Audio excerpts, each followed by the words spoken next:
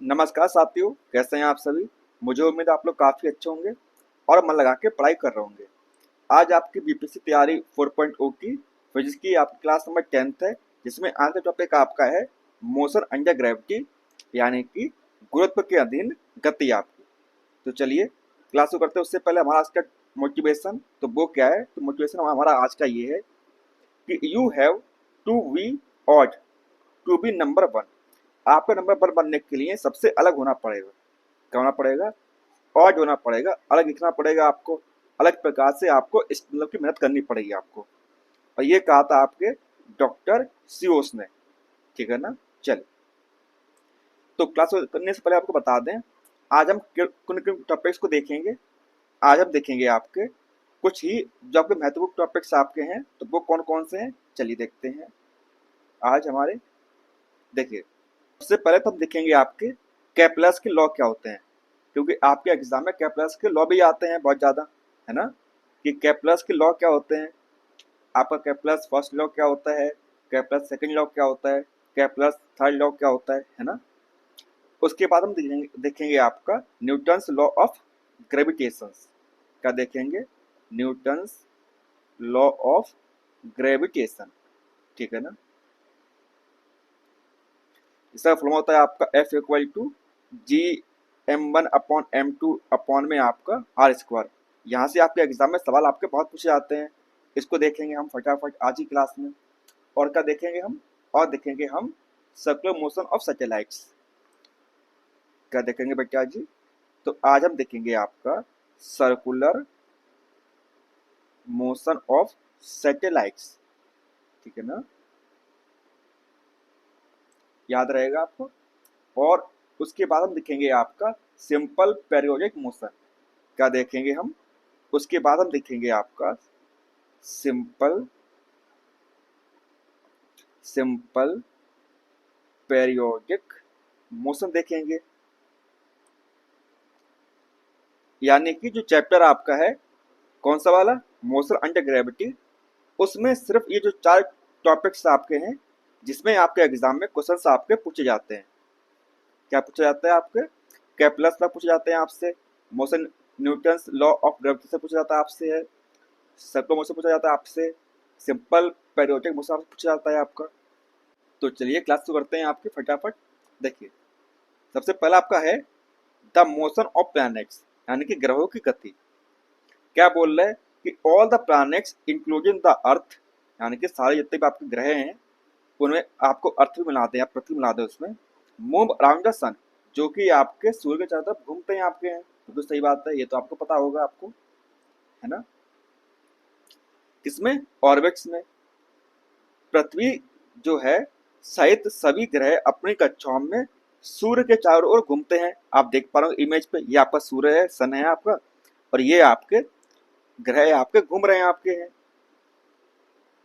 आगे बोल रहा है कि a natural satellite is a celestial body in space that orbit around planets. क्या बोल रहा है? प्राकृतिक उपग्रह अंतरिक्ष में स्थित एक खगोलीय पिंड है जो ग्रहों की परिकल्पना करता है। जो आपके मतलब जो आपके नेचुरल सैटेलाइट्स आपके हैं वो एक प्रकार के हैं खगोलीय पिंड हैं, जो कि आपके जो ग्रह हैं उनके चारों तरफ घूमते रहते हैं, है ना।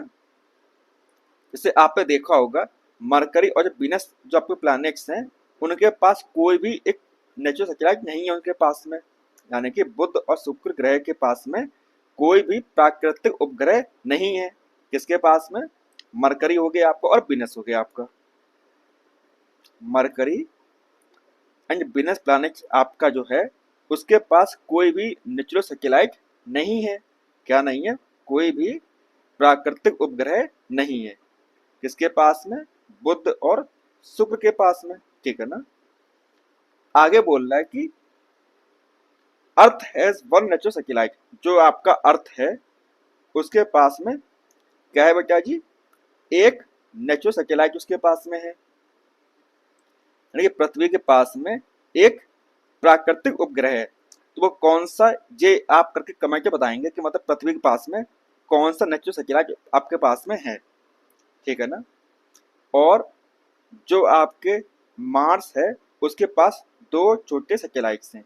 कौन? आपके जो आपके पास जो मार्स है आपका, मंगल ग्रह आपके पास में है, उसके पास दो छोटे क्या है सैटेलाइट्स हैं, किसके पास में, मंगल ग्रह के पास में दो छोटे उपग्रह उसके पास में है, ठीक है ना। आपको बता रहा कमेंट करके कि जो आपका अर्थ है उसके पास प्राकृतिक सैटेलाइट्स, प्राकृतिक उपग्रह कौन सा है। चलिए अब देखते हैं आपके Kepler's law of planetary motion, यानी कि केप्लर्स के ग्रही गति के नियम, ठीक है ना। देखिए सबसे पहला नियम आपका क्या कहता है केप्लर्स का, तो वो कहता है आपका कि ऑल प्लैनेट्स, जितने प्लैनेट्स आपके हैं, मूव अराउंड द सन, जो कि आपके सूर्य के चारों ओर घूमते हैं, आपके देख पा रहे हो आप इमेज पर, है ना। सभी ग्रह सूर्य के चारों ओर अंडाकार कक्षा में घूमते हैं। किस पे घूमते हैं, एलिप्टिकल ऑर्बिट पे घूमते हैं। किस प्रकार घूमते हैं बेटा जी, तो वो घूमते हैं आपके एलिप्टिकल ऑर्बिट में घूमते हैं आपके, having the sun at one of the two foci, क्या बोल रहा है, जिसमें सूर्य दो में से एक फोकस पर होता है। अगर मान लीजिए जैसे आपका मरकरी हो गया, ठीक है ना, और ये सन है आपका, देख पा रहे हो ये आपका इस प्रकार घूम रहा है आपका, है ना, जिसमें एक फोकस पर आपका मरकरी है, दूसरे फोकस पर क्या आपका सन है ना।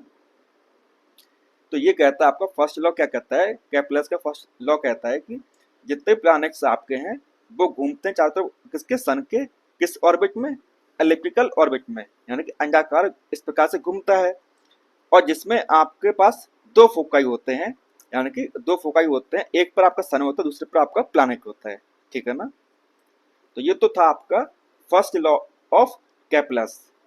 अब देखते हैं second law of Kepler's. Second law क्या कहता है आपका, तो वो कहता है कि a radius vector joining any planet to the sun sweeps out equal area in an equal length of time। क्या बोल रहा है, किसी भी ग्रह को सूर्य से जोड़ने वाला जो त्रिज्या सदिश समान जो होगा समय अवधि में समान क्षेत्रफल की सफाई करता है, क्या कहता है, इक्वल एरिया होगा। Second law clear that closest planet to the sun moves fastest and farthest planet moves slowest. क्या बोल रहा है कि दूसरा नियम स्पष्ट करता है कि सूर्य के सबसे सबसे निकट का जो ग्रह होगा सबसे तेज गति से चलता होगा, तथा सबसे दूर का ग्रह जो होगा सबसे धीमी गति से चलता होगा।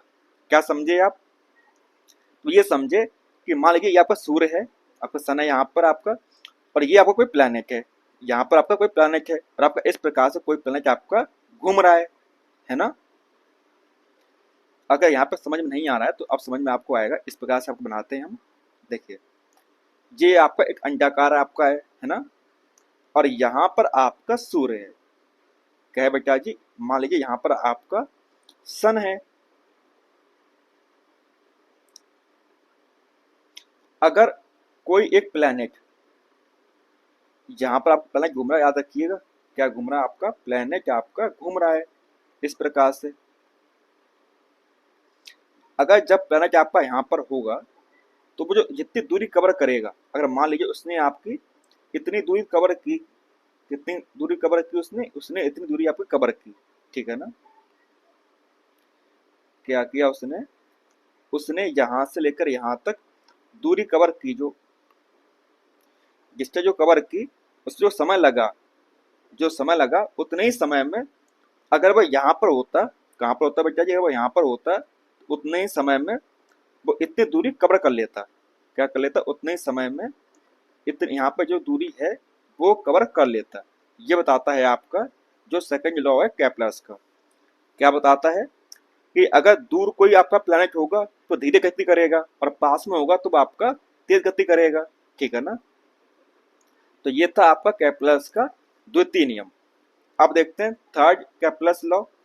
केप्लर्स का थर्ड लॉ क्या कहता है आपका, तो वो कहता है the square of orbital period of a planet is directly proportional to the cube of the semi major axis of its orbit. क्या बोल रहा है कि किसी ग्रह की परिकल्पना अवधि का वर्ग उसकी कक्षा के अर्ध दीर्घ अक्ष के घन के क्या होगा, सीधे अनुपाती होगा। क्या होगा बेटा जी, तो वो होगा आपका P square directly proportional to आपका ए क्यूब, ठीक है ना। तो ये है होता है आपका केप्लर का तृतीय नियम का जो होता है फॉर्मूला आपका, जो बोलता है कि केप्लर का तीसरा नियम कहता है कि जब पी स्क्वायर आपका है ए क्यूब बताता है आपका, क्या बताता है आपका, जो पी स्क्वायर आपका है वो क्या आपका डायरेक्ट प्रोपोर्शनल आपका किसके साथ में, ए क्यूब के साथ में। पी स्क्वायर जो है आपका ए क्यूब का क्या है, डायरेक्टली प्रोपोर्शनल आपका है ना। आगे क्या बोल रहा है कि यह एक गणितज्ञ सूत्र है, बिल्कुल सूत्र है आपका। इसका मतलब है कि अगर आपको ग्रह की कक्षा पता है, क्या पता है, ग्रह की कक्षा पता है आपको, जो पी है आपका, पी क्या आपका, ग्रह को सूर्य के चारों ओर चक्कर लगाने में कितना समय लगता है, क्या लगता है, कितना समय लगता है, तो वो तो हो गई आपकी पी, हो गई आपकी, क्या हो गई आपकी पी हो गई, है ना। तो आप उस ग्रह की सूर्य से दूरी, जो सूर्य की दूरी है आपकी, निर्धारित कर सकते हैं। कैसे, जो ए है आपका वो क्या है, ग्रह कक्षा की अर्ध प्रमुख दूरी, क्या है बेटा जी, तो जो ए है आपका, ए क्या है आपका, ग्रह कक्षा की अर्ध प्रमुख दूरी आपकी है, ठीक है ना। तो इस प्रकार से इस फॉर्मूले में आप जब वैल्यू पुट करेंगे तो आपको इसका आंसर मिल जाएगा, ठीक है ना। कभी कभी कहीं कहीं पर आपका जो पी की जगह पे आपको टी देखने को मिलेगा, T square directly proportional to the आपका ए क्यूब, कहीं कहीं पर ये भी ऐसा भी लिखा हुआ देखने को आपको मिलेगा।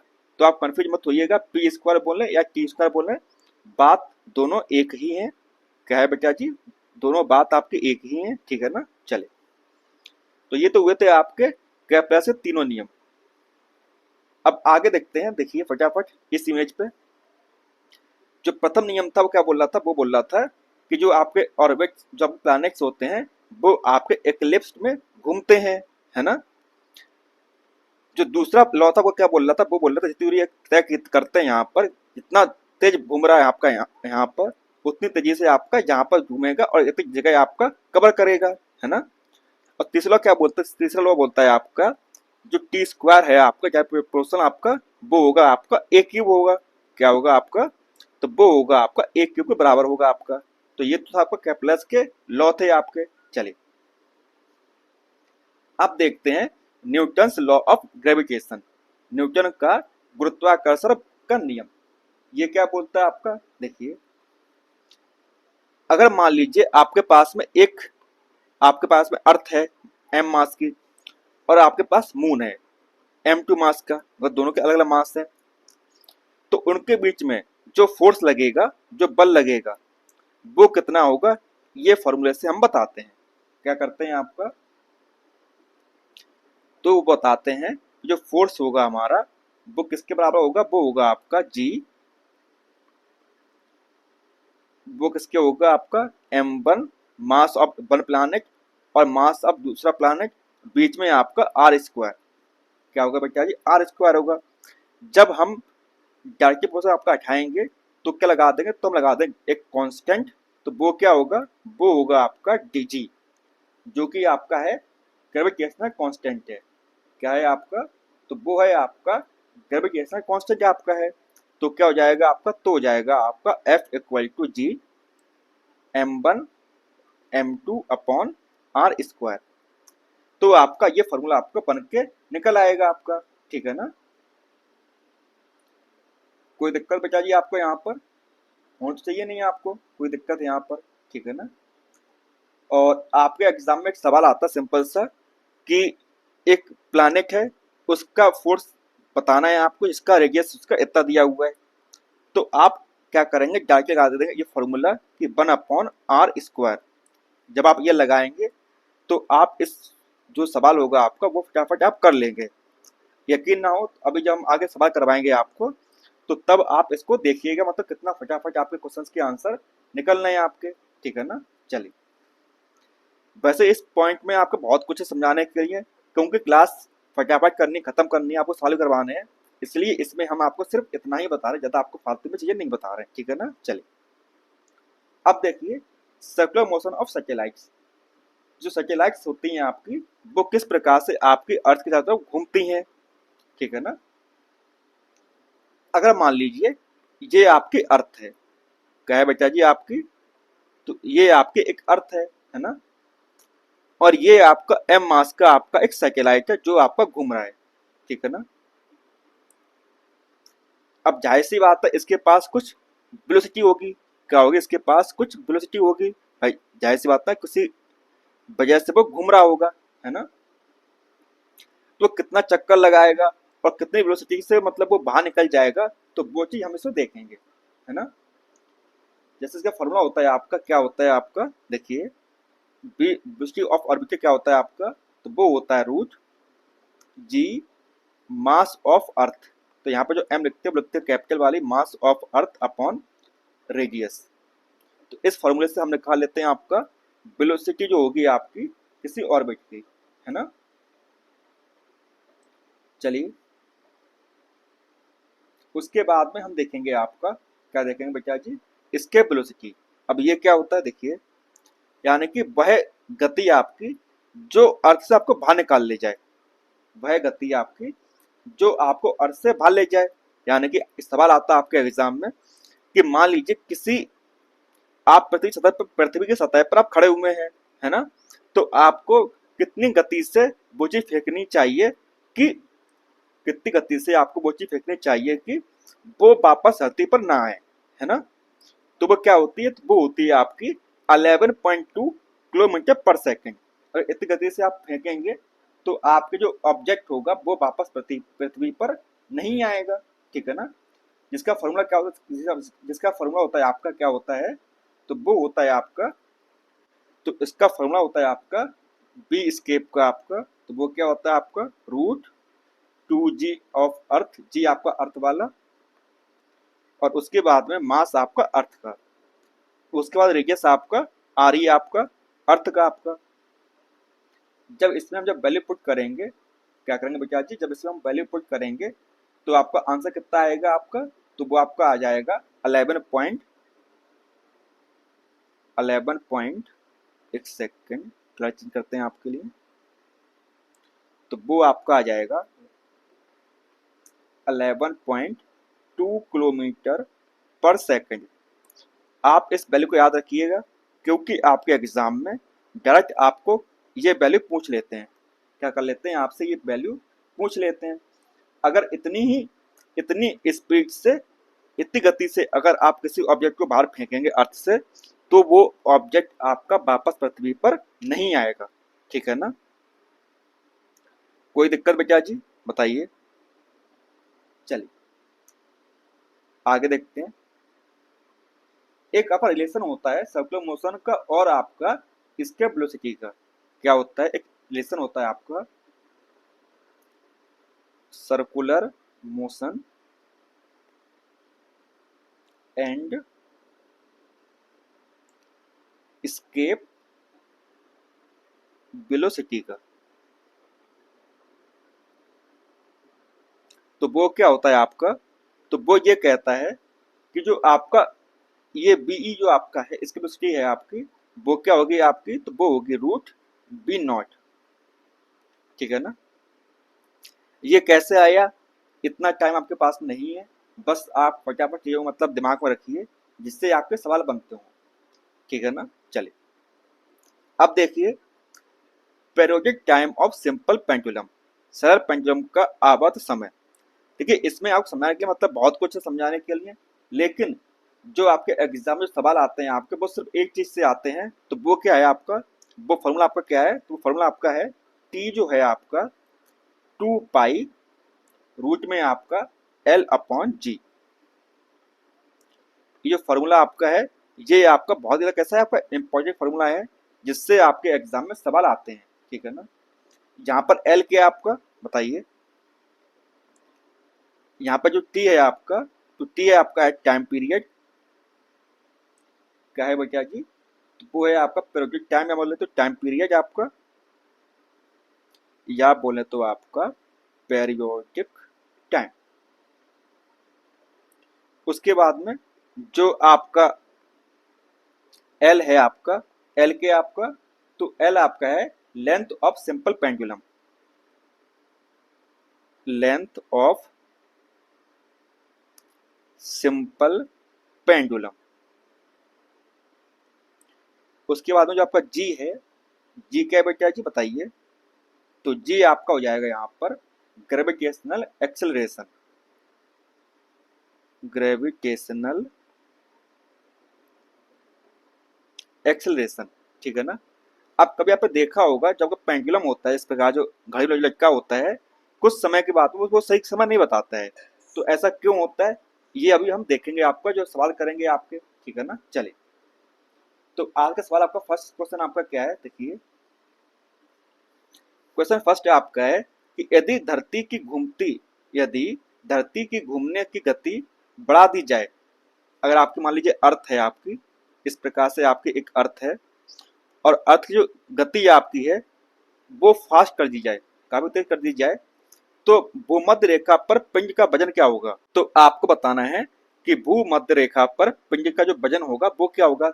इफ अगर आपका स्पीड ऑफ रोटेशन बढ़ा दिया जाए अर्थ का, तो the weight of the body at the equator, equator पर आपका जो वजन है आपका यहाँ पर आपका, वो क्या होगा किसी बॉडी का। तो देखिए जो आपका ग्रेविटेशनल फोर्स होता है आपका, क्या होता है बेटा जी, जो आपका ग्रेविटेशनल फोर्स होता है वो क्या होता है, वो होता है आपका सेंट्रीपिटल फोर्स। क्या होता है, तो वो होता है आपका सेंट्रीफ्यूगल फोर्स,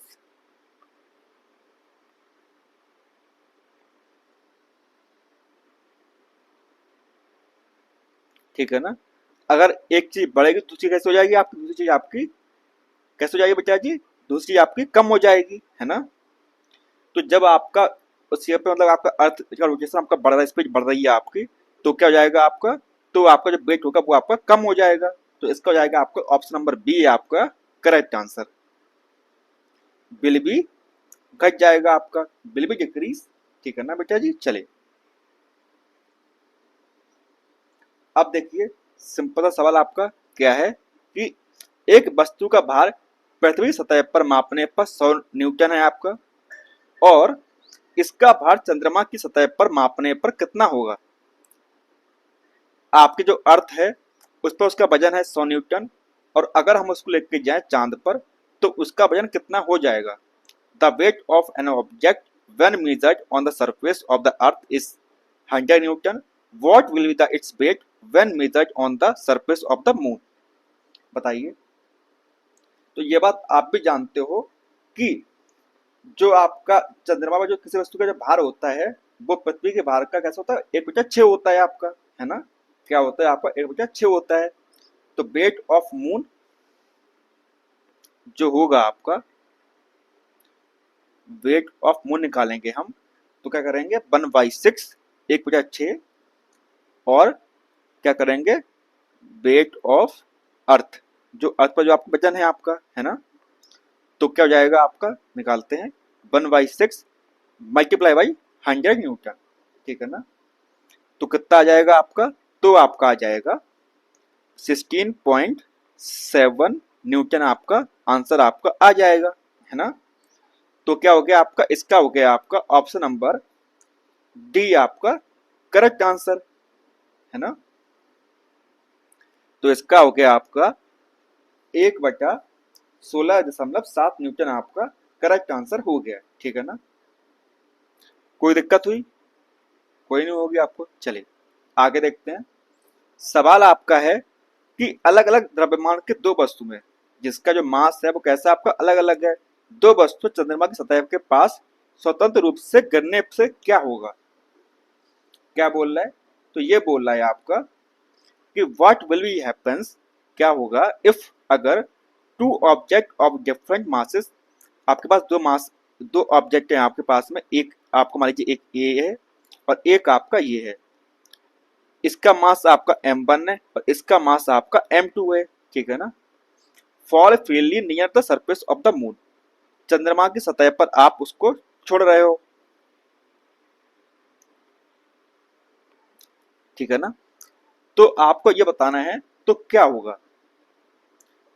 तो देखिए चंद्रमा पर आपकी ग्रेविटी तो है नहीं, क्या नहीं है बेटा जी, ग्रेविटी तो होती, ग्रेविटी है लेकिन मतलब आपका जो मतलब वो वहां पे क्या बोलते हैं आपका एटमॉस्फेयर तो है नहीं, है ना। तो और दूसरी बात ये है जब कोई बॉडी आपकी गिरती है, कहीं पर ऑब्जेक्ट कोई गिरता है, वो मास पर डिपेंड नहीं करता है, यानी कि मास पर डिपेंड नहीं करता है, यानी कि जो आपका जो मास होता है, द्रव्यमान होता है, मास पर डिपेंड आपका नहीं करता है। किस पर करता है? तो वो करता है कितना उस पर एक्सेलेरेशन लग रहा है, मतलब कितना ग्रेविटेशनल फोर्स उस पर लग रहा है ना। तो क्या हो जाएगा, जो दोनों वस्तुएं होंगी वो सेम पॉइंट पे पहुंचेंगी।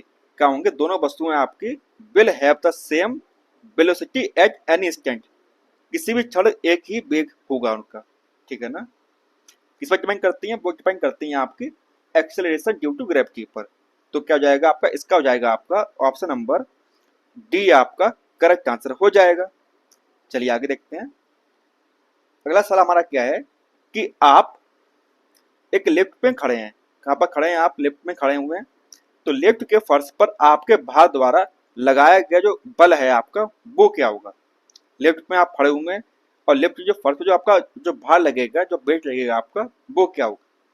You are standing in a lift, the force exerted by your weight on the floor of the lift is। तो क्या होगा बेटा जी? तो होगा क्या कि जो जीरो होगा कब? जब लिफ्ट आपकी फॉल करेगी, नीचे तरफ आएगी आपकी, है ना। कितने एक्सेलरेशन से? 9.8 मीटर पर सेकंड के एक्सेलरेशन से अगर नीचे आती है, तब आपका जो भार होगा वो कैसा हो जाएगा? आपका जीरो हो जाएगा, ठीक है ना। तो इसका हो गया आपका ऑप्शन नंबर बी आपका करेक्ट आंसर हो गया। चलिए आगे देखते हैं। सवाल हमारा सिंपल सा है, क्या है कि पृथ्वी की सतह पर गुरुत्वाकर्षण जो के कारण जो त्वरण लगता है वो कितना होता है? The acceleration due to gravity on the surface of the earth is about, कितना होता है? तो वो होता है आपका 9.8 मीटर पर सेकंड। कितना होता है बेटा जी? तो वो होता है आपका 9.8 मीटर पर सेकंड। तो आपका जो ऑप्शन नंबर सी है वो आपका करेक्ट हो जाएगा। और ये आपका बीपीएससी तैयारी 3.3 जुलाई, जो आपका तैयारी जो 3.0 हुआ था आपका जुलाई में, उसमें आपका ये आया हुआ था आपका सवाल, ठीक है ना। चलिए अगला सवाल हमारा सिंपल सा है कि यदि एक पंख, एक रबर और गेंद, मतलब रबर की गेंद आपके पास में, एक पंख है और एक लकड़ी की गेंद निर्वात में एक समान ऊंचाई से शुद्धता पूर्वक एक साथ गिर रहे हैं, तो क्या होगा? ये आपका सवाल है कि इफ अ फीदर, पंख आपका, रबर की बॉल, वुडन बॉल, लकड़ी की ball, are falling freely together from the same height in a vacuum. अब वैक्यूम मतलब क्या है आपका? बताइए। जहां पर आपकी क्या ना हो बेटा जी? जहां पर आपका कोई भी चीज, मतलब कुछ हो ही ना, सब कुछ खाली खाली हो, है ना, वहां पर हवा भी ना हो, तो वहां पर क्या होगा? बताइए क्या होगा वहां पर बेटा जी? तो वहां पर ये होगा कि जो तीनों चीजें जो आपकी हैं वो सेम टाइम पर ग्राउंड को टच करेंगे। क्या करेंगे? जमीन पर एक ही समय पर वो वहां पर पहुंचेंगे। बहुत से बच्चे पूछेंगे कि सर जो आपका फर है, पंख है आपका, वो तो हल्का है ना, रबर की गेंद आपकी भारी है और लकड़ी की बॉल आपकी थोड़ी थोड़ी सी हल्की है। तो देखिए जो आपका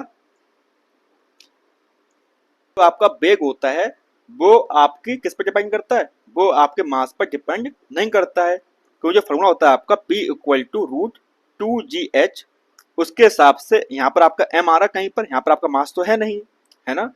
तो किसी मास की चीज आप फेंकेंगे तो उससे फर्क नहीं पड़ेगा। क्या होगा? उससे फर्क नहीं पड़ेगा।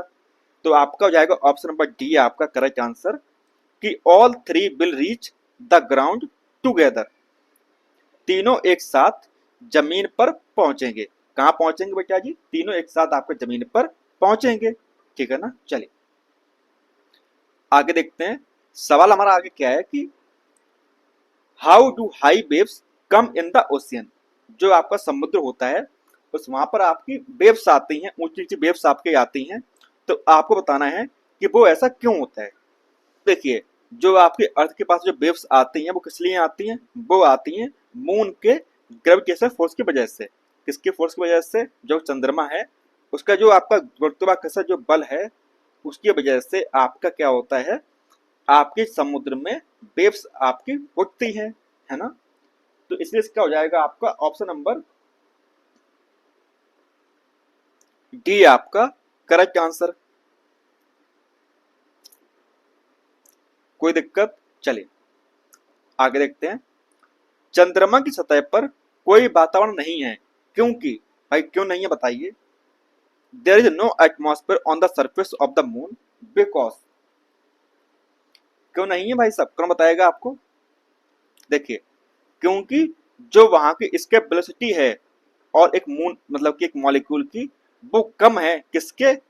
आर एम एस के, रूट मीन स्क्वायर जो है आपका, उससे क्या है आपकी वेलोसिटी वहां की, इसकी वेलोसिटी वहां पे कम है, जिसकी वजह से वहां पर कोई भी आपका एटमॉस्फेयर देखने को नहीं मिलता है ना।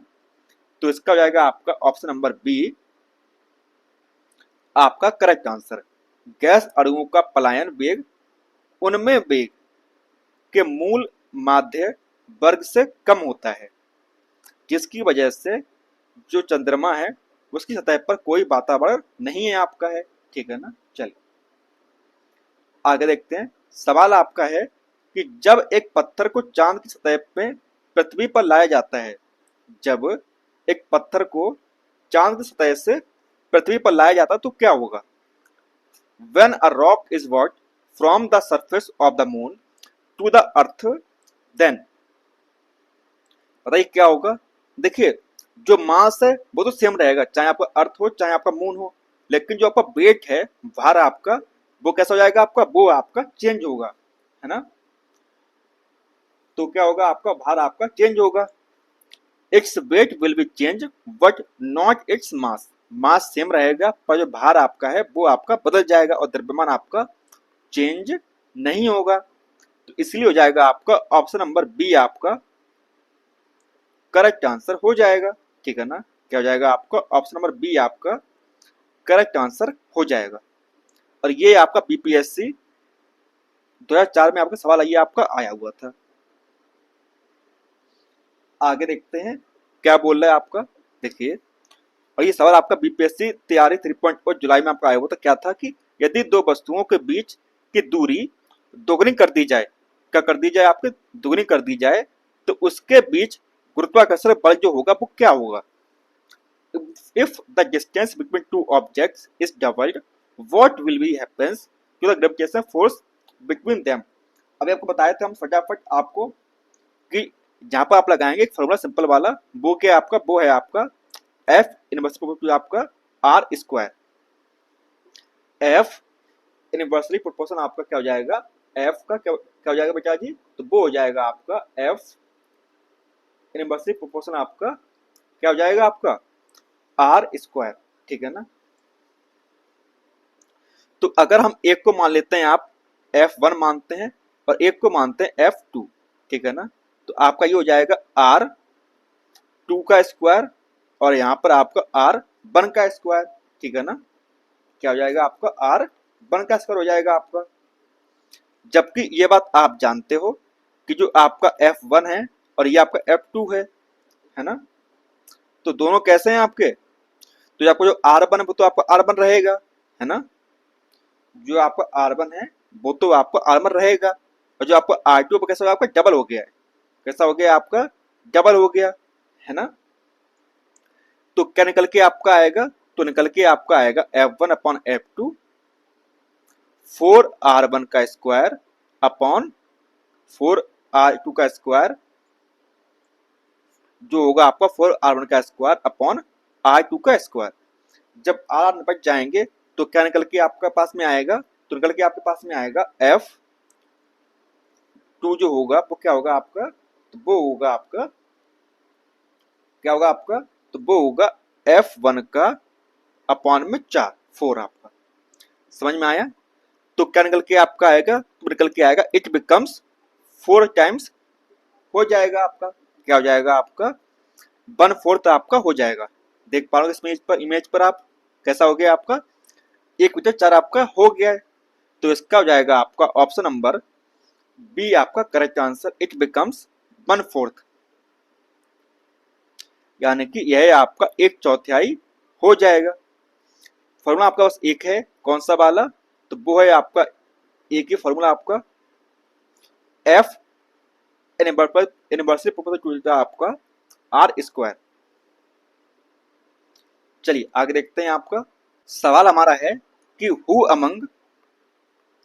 Among the following anticipated Newton's by declaring that all things gravitate to the earth. क्या बोल रहा है आपका? तो ये बोल रहा है आपका कि निम्नलिखित में से किसने न्यूटन से पहले यह घोषणा कर दी थी कि सभी वस्तुएं पृथ्वी की ओर गुरुत्वाकर्षण करती हैं। तो कौन से व्यक्ति थे बेटा जी? तो वो थे हमारे ब्रह्मगुप्त। कौन थे हमारे? तो वो थे हमारे ब्रह्मगुप्त सर थे, जिन्होंने ये बताया था कि न्यूटन से पहले कि जितनी चीजें आपकी हैं वो ग्रेविटी की तरफ आपके आकर्षण करती हैं एक दूसरे तरफ। ठीक है ना। नेक्स्ट क्वेश्चन हमारा क्या है? गुरुत्वाकर्षण का सिद्धांत किसने दिया था बताइए। Who give the theory of gravity किसने दिया था आपका? तो वो दिया था आपके सर आइजैक न्यूटन ने दिया था। किसने दिया था? तो वो दिया था आपके सर आइजैक न्यूटन ने। तो इसका हो जाएगा आपका ऑप्शन नंबर सी। और कब दिया था? तो वो दिया था 1687 में। नेक्स्ट क्वेश्चन क्या हमारा देखते हैं। Who pronounced the universal law of gravitation. किसने गुरुत्वाकर्षण का सार्वभौमिक नियम किसने प्रतिपादित किया था बताइए। किसने किया था? तो वो किया था हमारे एकलौते न्यूटन सर ने। किसने किया था आपके? तो वो किया था आपके न्यूटन बाबा ने किया था आपके, है ना। चलिए अगला सवाल हमारा क्या है कि astronauts in space can not stand erect.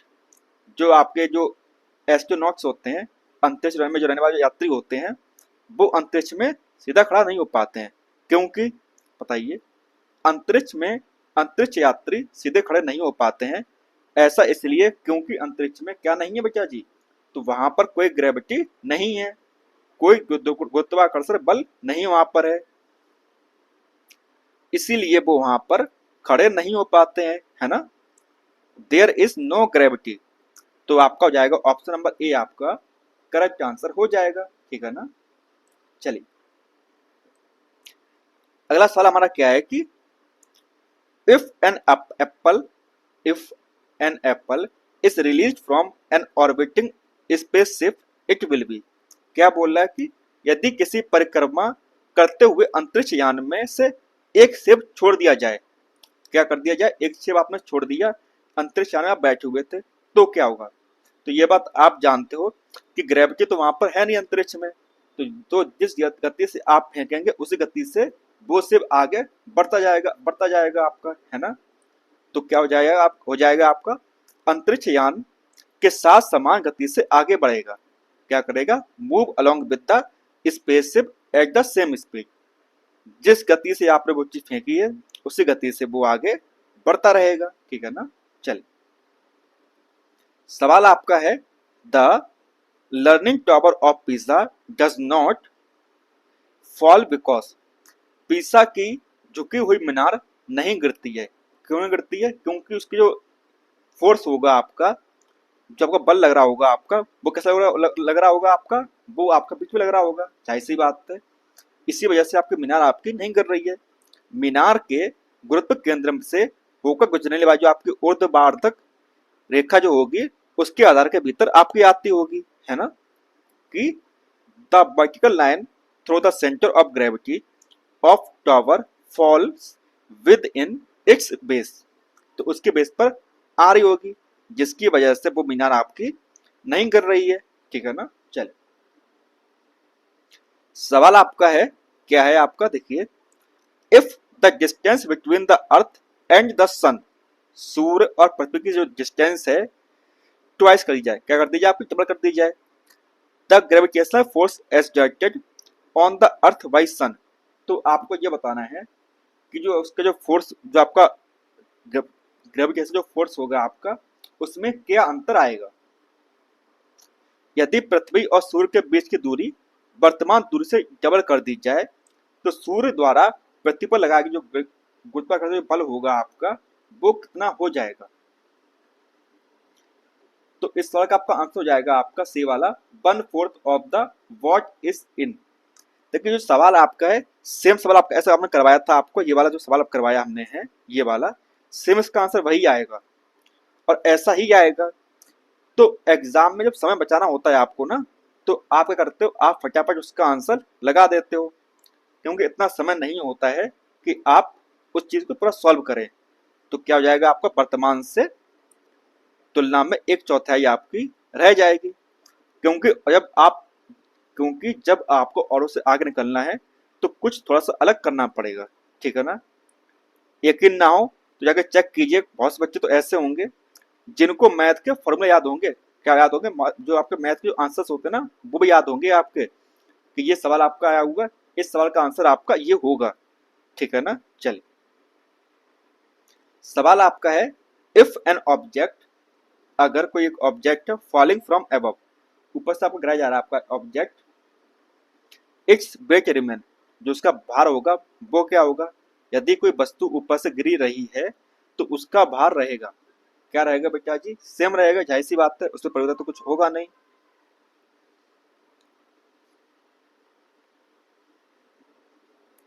जिसके द्वारा फेंका जाएगा उसी हिसाब से आपका रहेगा। सवाल आपका सेम है, कोई करवा चुके हैं आपको। इसका क्या हो जाएगा आपका, इसका हो जाएगा आपका ऑल आर, तीनों एक साथ जमीन पर आपकी गिरेंगी, ठीक है ना।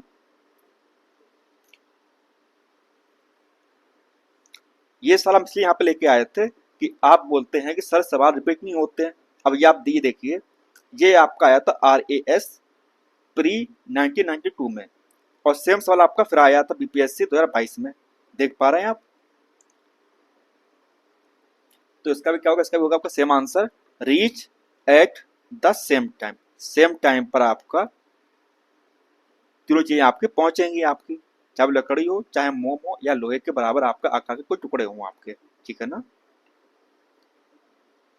सवाल बोल रहा है, क्या बोल रहा है, देखिए फिर से आपका सेम सवाल आपका आया है आपके एग्जाम में। सवाल क्या है आपका कि the two balls of iron, iron के आपके दो बॉल्स हैं, एंड वुड, एक आपकी मतलब कि आपकी एक आयरन की बॉल है, एक आपकी लकड़ी की बॉल है, सेम वेट की हैं आपके दोनों में, dropped from the same height, same height से आपको फेंकी जा रही है, तो क्या होगा। समान भार की लोहे और लकड़ी की दो गेंदों को समान ऊंचाई से हवा में फेंका जा रहा है, तो क्या होगा ये आपको बताना है। क्या होगा बेटा जी, तो जो लकड़ी जो आपकी गेंद होगी वो आपकी बाद में गिरेगी, क्या होगी, लकड़ी की बॉल आपकी बाद में गिरेगी। तो इसका हो जाएगा आपका ऑप्शन नंबर सी आपका करेक्ट आंसर। आगे देखते हैं,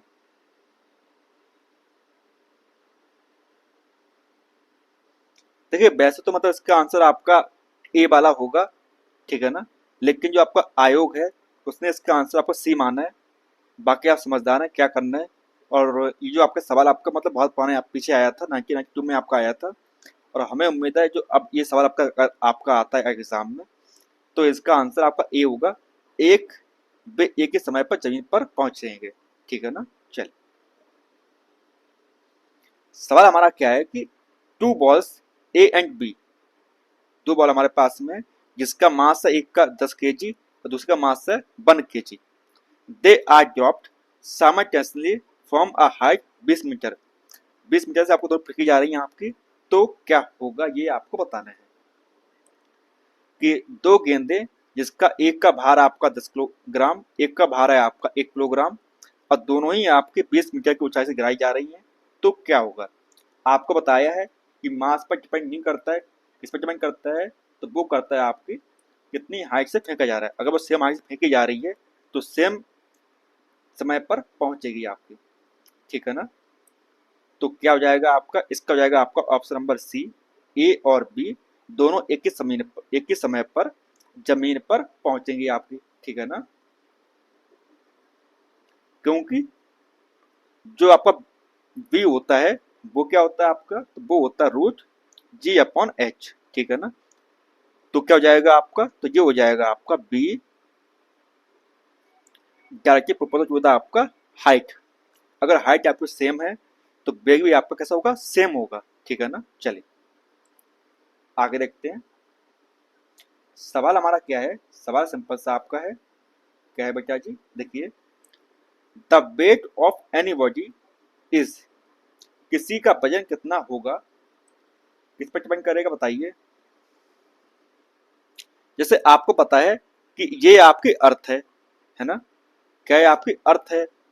तो अगर अर्थ पर हम इक्वेटर से कहाँ पर जाते हैं, पोल्स पर जाते हैं, कहाँ जा रहे हैं हम, पोल्स पर जा रहे हैं, तो क्या होगा आपका वजन बढ़ेगा, है ना, क्या होगा आपका वजन बढ़ेगा, क्योंकि जो स्मॉल जी आपकी है वे इक्वेटर पर क्या होती है, जी इक्वेटर पर कैसी होती है, कम होती है एज कंपेयर टू द आपकी जो जी आपकी होगी पोल्स पर।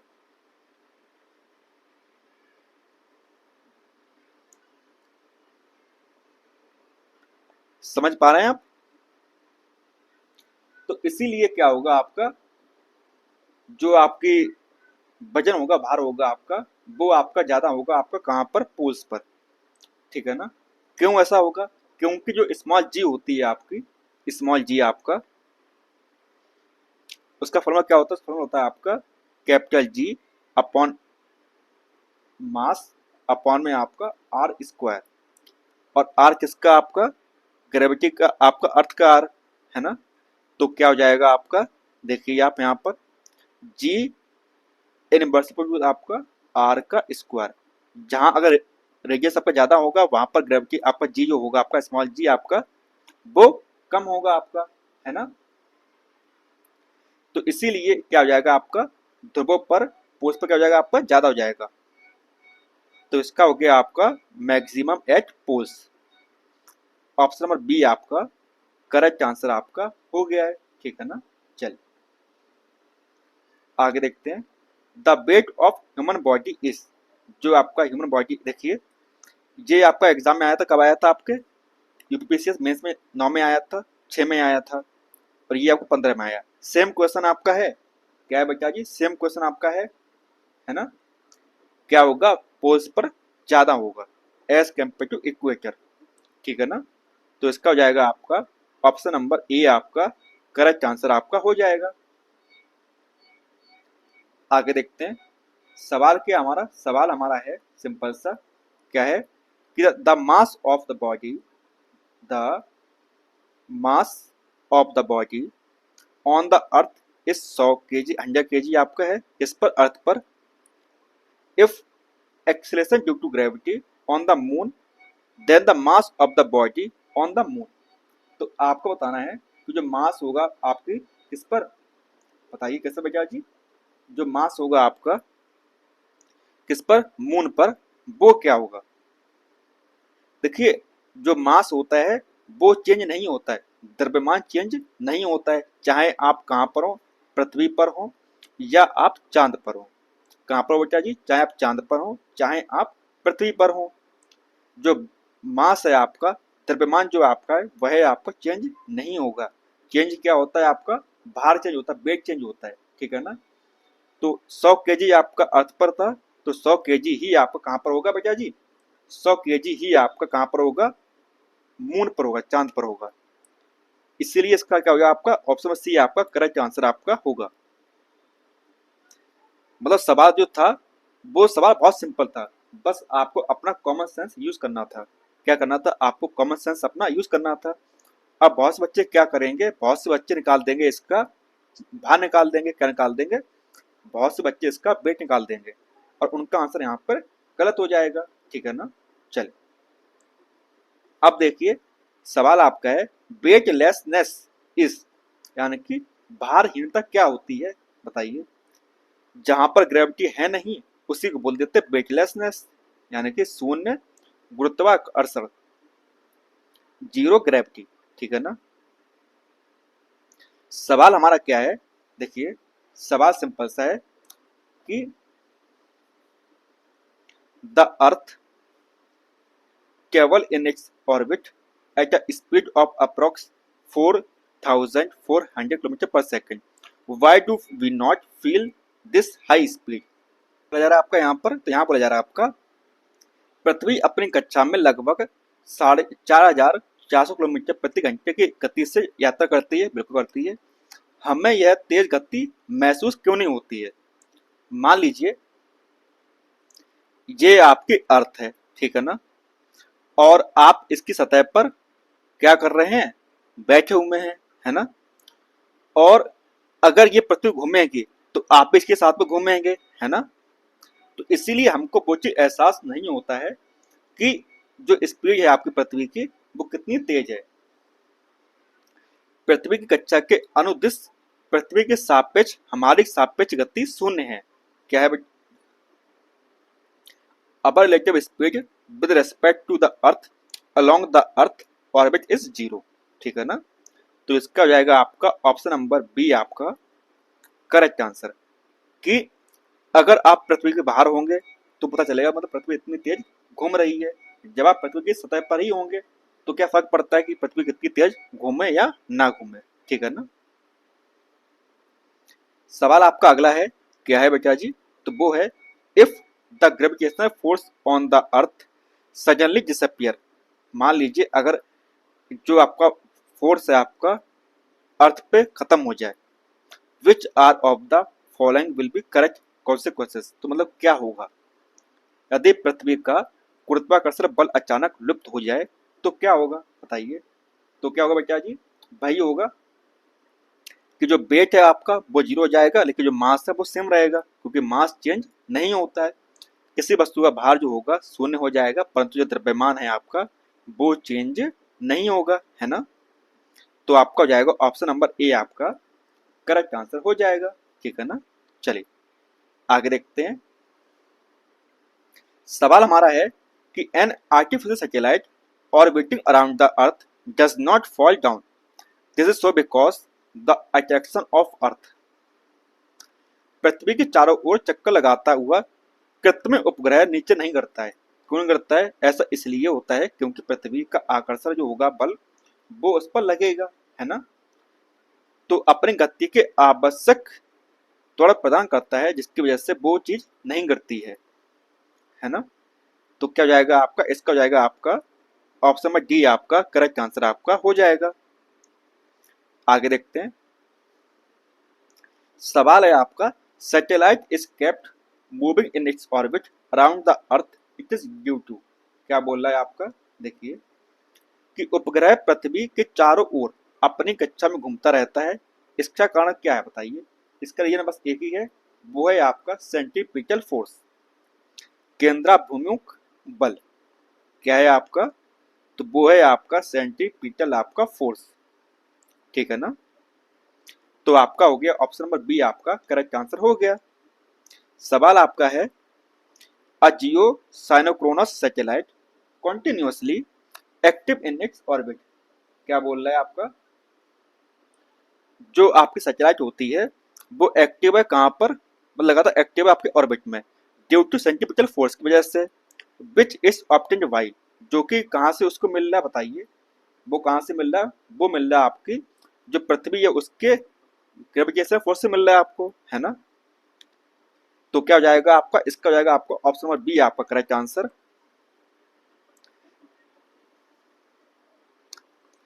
कि the gravitational force on the satellite by the earth, पृथ्वी द्वारा ग्रह पर लगाया गया गुरुत्वाकर्षण बल, जिसकी वजह से जो आपका भू समकालीन उपग्रह है वो अपनी कक्षा में लगातार घूमता रहेगा, ठीक है ना। कोई दिक्कत बेटा जी आपको? चलिए आगे देखते हैं। क्या बोल रहा है? ये बोल रहा है कि the non forces of nature can be divided into 4 classes: gravity, electromagnetism, weak nuclear force, strong nuclear force. With reference to them, which one of the following statement is not correct? पृथ्वी प्रकृति के ज्ञात शक्तियों को 4 वर्गों में बांटा गया है। एक है आपका गुरुत्वाकर्षण बल, एक आपका विद्युत चुंबकीय बल, एक आपका दुर्बल नाभिकीय बल और एक है आपका प्रबल नाभिकीय बल। इसके संदर्भ में निम्नलिखित में से कौन सा कथन आपका सही नहीं है? तो ये आपको बताना है कि कौन सा आपका सही नहीं है आपका। तो कौन सही नहीं है बेटा जी? तो आपका ए वाला सही नहीं है कि गुरुत्वाकर्षण चारों में सबसे मजबूत होता है, ऐसा नहीं है। Gravitational force stronger of the force, ये बिल्कुल ही सही बात नहीं है, क्योंकि जो आपका फोर्स है वो कैसा आपका सबसे कम है। तो इसका हो जाएगा आपका ऑप्शन नंबर ए आपका करेक्ट आंसर आपका हो जाएगा। आगे देखते हैं, सवाल हमारा क्या है, बाय डू पेंडुलम, अब आए हम पेंडुलम के ऊपर, किस पर आए बेटा जी, अब हम आए हैं आपके पेंडुलम के ऊपर आए हैं कि why do pendulum clocks usually lose time in summer, यानी कि गर्मियों में पेंडुलम घड़ियां आमतौर पर समय क्यों खो देती हैं, क्योंकि इसकी लंबाई बढ़ जाती है, क्योंकि लोलक की लंबाई बढ़ने से इकाई दोलन की आवर्त अवधि कैसे हो जाती है, बढ़ जाती है। बोले तो आपका जो ऑप्शन सी है आपका, वो क्या है आपका करेक्ट आंसर है, क्योंकि इसका फॉर्मूला क्या होता है आपका, इसका बताया था हमने आपको, जो टी होता है वो क्या होता है 2 पाई रूट में आपका एल अपॉन जी, यही होता है ना। अगर इसकी लेंथ बढ़ जाएगी तो क्या होगा, इसका टाइम पीरियड आपका बढ़ जाएगा, है ना। तो इसकी वजह से क्या होता है, length of pendulum increase the time period of unit oscillation, किसका, गर्मियों में। नेक्स्ट क्वेश्चन हमारा क्या है, देखिए, there is no atmosphere, there is no atmosphere on the moon because, ये बताइए ऐसा क्यों होता है, बताइए बताइए, क्योंकि वहां पर कोई भी क्या नहीं है, जो इसके वेलोसिटी है आपके गैस मॉलिक्यूल्स की, वो कैसे कम है किसके, रूट मीन स्क्वायर के। ये सवाल सेम आपका आया था बीपीएससी में, अभी शुरुआत में इसी क्लास में करवाया हमने आपको, यकीन ना हो वापस जाके देख लीजिएगा वहां पर, ठीक है ना। तो इसका हो जाएगा आपका ऑप्शन नंबर डी आपका करेक्ट आंसर। चलिए आज का आपका लास्ट क्वेश्चन वो क्या है, in the state of weightlessness the size of candle flame will be. सवाल काफी टफ है, इसको आप सब याद रखिएगा। क्या बोल रहा है, भारहीनता की स्थिति में मोमबत्ती जो लौ होगी उसका आकार क्या होगा, उसका आकार होगा आपका गोलाकार, कैसा होगा आपका, तो उसका होगा स्पेरिकल हो जाएगा आपका, ठीक है ना। कैसे होता है क्यों होता है, आपको इसमें पीएचडी करनी नहीं है, बस आपको अपना एग्जाम क्वालिफाई करना है, ठीक है ना बेटा जी। चलिए तो मिलते हैं आपसे नेक्स्ट क्लास में, तब तक के लिए धन्यवाद, और पढ़ते रहिएगा, क्योंकि पता नहीं कितनी मतलब पता नहीं कब आपका नोटिफिकेशन आ जाए और आपका एग्जाम हो जाए।